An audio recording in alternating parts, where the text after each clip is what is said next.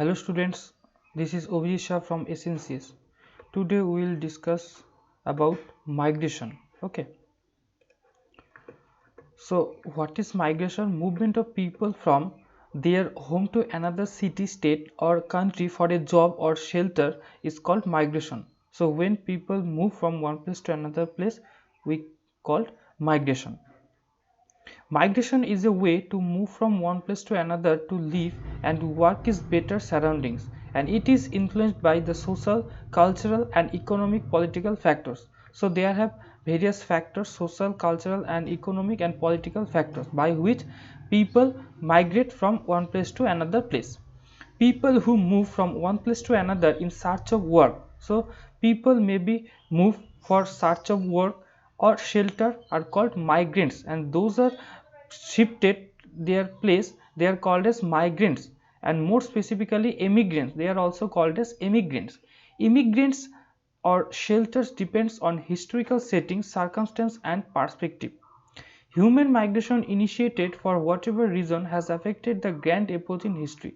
So there have a grand epoch in history, and so many people migrated from one place to another place and changing forever the demographic landscape of land throughout the world, and by which the demography of the country is changed, bring on the some occasions and innovations and mutual benefits, and on the other time destruction and suffering. So some people they also suffer with this migration, and some people they also benefited by the migration. A few example of migration like that: between 1840 to 1940 mass migration occurred worldwide. Some 55 million of migrants moved from Europe to America. So this much people migrated from Europe to America. Transitional labor migration reached a peak of 3 million migrants per year in the early 20th century. So the transition labor migration is reached up to 3 million in the time of 20th century, early 20th century. These large migration flows influenced the process of nation-state formation in many ways, and the 20th century also experienced an increase in migratory flows caused by war and politics. So due to war and political issue, some people also migrate in the 20th century. With large number of refugees fleeing their homelands, about 4 lakh Jews moved to Palestine and in 20th century. So more or less 4 lakh Jews they moved from Palestine to Palestine. Okay, in the time of 20th century, the Russian Civil War caused some 3 million Russian, Poles, and Germans to migrate out of Soviet Union, and World War II and decolonization also caused migrants. And due to World War II and decolonization, people also migrated from one place to another place. And so next point is causes of migration. What are the causes? Nowadays many people decide to migrate to have a better life. So nowadays the trend is that why people shifted their place for the better life. Employment opportunities are the most common reason due to which people migrate. So where have the employment opportunity, they try to shift it there. And except this lack of opportunities, better education, construction of dams, globalization, natural disaster, and sometimes so these kinds of problems are actually tried to push them into the better places. And migration shows the trend of social changes, and from the historical viewpoint, during the process of industrialization and economic development, people migrate from farm to industries, and from village to cities, from one city to another, and from one country to another. So we can say that some people they migrate from village to rural to urban area, or some village to city, or city to another city. So this way, or from the another from one country to another country. So this way migration may be happened. In modern times, technological changes are taking place in Asia, Africa, Latin America, and USA, due to which these regions are witnessed large scale migration from rural to urban areas. And the causes of migration can be seen as series of push and pull factors. So we can divide the causes into two parts: push factors and pull factors. Those factors which either forcefully push someone into migration or attract them. So first one is push factors. What are the push factors? That a push factor is a forceful factor and a factor which relates to a country the person is migrating from. it is generally a problem which results in people wanting to leave. So push factors are like that: poor medical care, so they actually try to push the people into the better condition. Not enough jobs, where the job opportunity is not there, people try to leave the place. And drought and natural disaster, loss of wealth, fear of torture, high rate of crime and lacking safety, and political fear, regional factors. So due to these kinds of factors, people shifted to the better place. So push factors, these are, and the another is pull factors. So what are the pull factors? That chances of getting a better job. So where have the job facility or better job facility, people try to move there.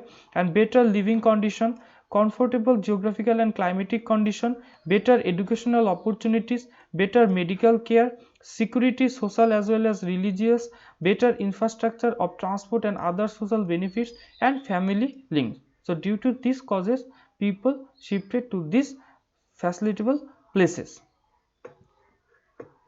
Next is effects of migration. What are the effects of migration? One is economic effect. So what are the economic effects? That when population migrates from rural areas into reduce the pressure of population on land. So due to this way, that the pressure of people are actually released from in the rural areas, and the per workers output and productivity on land increases, and so thus per capita income is also increased, and thus family income rises, which encourages farmers to adopt better means of production, thereby increasing farm produce. So this way farm production is increased. Those who migrate to urban areas are mostly in the age group of 18 to 40 years. So one data is there that most basically that 18 to 40 years people, they basically migrate from the rural areas to urban areas, and they live alone, work and earn, and remit their saving to their homes at village. So for the job, they try to shift it into the urban areas, and such remittance further increase rural incomes, which are utilized to make improvement on farms, which further raise their income. So what happened, that they people with they actually earn the money, and they send their money into the villages, into their own village, and this way the village people's living standards also increase, quality is also improved. And this particularly happens in the case of immigrants to foreign countries who remit large sum at home. Moreover, when these migrants return to their village occasionally, they try to raise the consumption and living standard by bringing new ideas and good to their homes. So modern household gadgets or other productive like TV, fridge, motorcycle or refrigerator, motorcycle, etc. have entered in the majority of rural areas of India, where large remittance flow from urban areas. So when these people are come back into their home, they actually extended their living standard, and they try to buy the television or refrigerator, these kinds of gadgets.